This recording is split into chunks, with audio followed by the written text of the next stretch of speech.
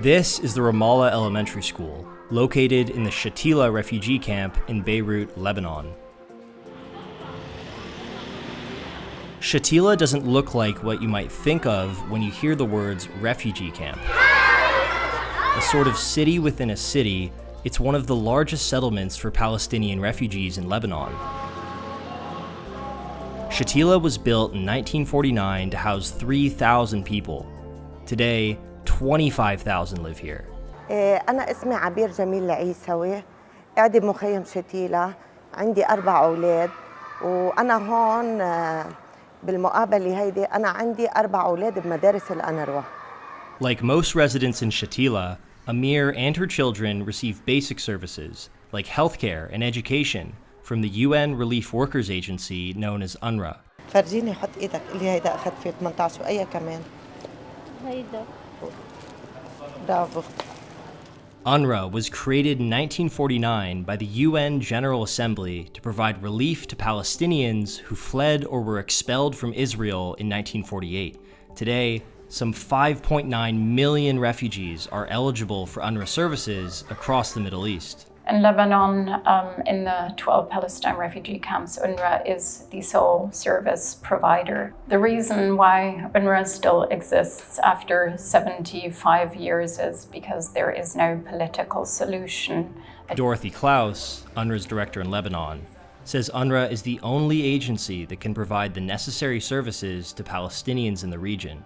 It is time to find a solution for Palestine refugees to live in dignity like everybody else. Until that time, UNRWA will have to continue as a quasi-government for a population that is entirely dependent on this agency.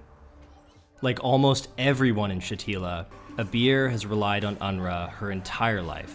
هلا اللي عنده ولد ما قادر يحطه بمدرسة ويصرف عليه، فكيف أنا عندي 4 أولاد؟ كيف بدي أحطهم وأمنهم؟ But since October 7th, her family's future is less certain.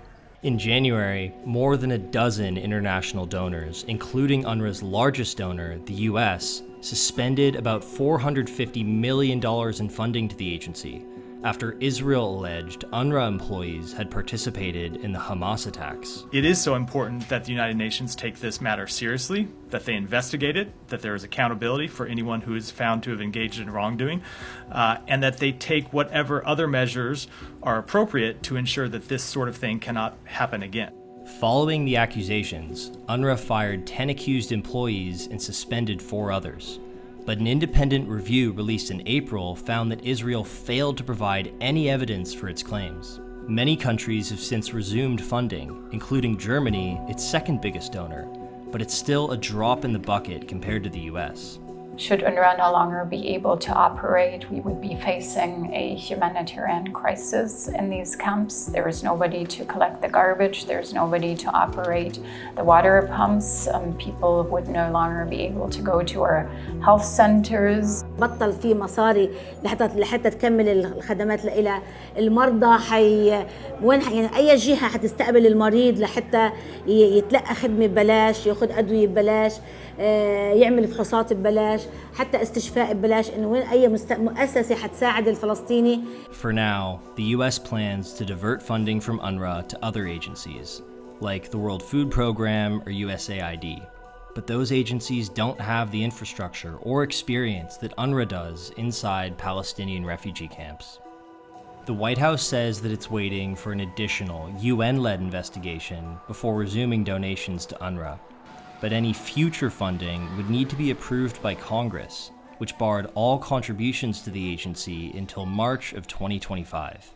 Until then, millions of refugees relying on UNRWA will be left in limbo. The agency says it has enough funding to cover its operations until June. After that, it will have no choice but to start making cuts. عرفت كيف؟ فأنا إذا ابني قعد بالبيت عمره 17 سنة، شو بده ينزله يشتغل؟ ما رح نزله يشتغل إلا يا مكنسيان يا يشتغل بإيدين العالم. هاي غير بده يضلوا يلفي على المخيم هون ويتعلم أشياء أنا ما بدي إياه يتعلمها. For GZERO World in Beirut, Lebanon, I'm Finn DePontier.